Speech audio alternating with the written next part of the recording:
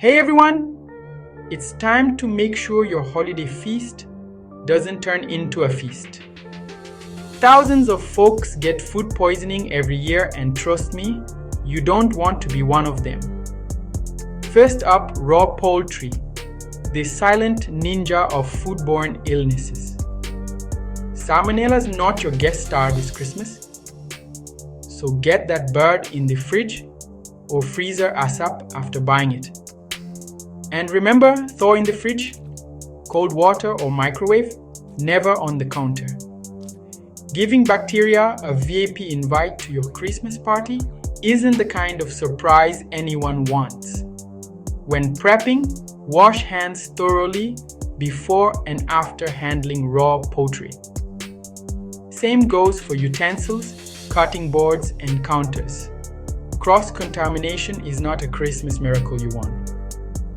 Speaking of miracles, let's talk stuffing. Cook it separately, or stuff the bird loosely just before roasting. And cook that stuffing to a safe 74 degrees. Now, cook your poultry to an internal temperature of 82 degrees in the thickest part of the breast or thigh. Juices should run clear, not pink. And remember, microwaving frozen raw breaded chicken is like playing Russian roulette with your digestive system. Got leftovers? Cool and refrigerate or freeze them within 2 hours. Use them within 2-3 days and reheat until piping hot. Nuke it till it screams. And don't reheat leftovers more than once. Cleanup time: plastic cutting boards are easier to sanitize.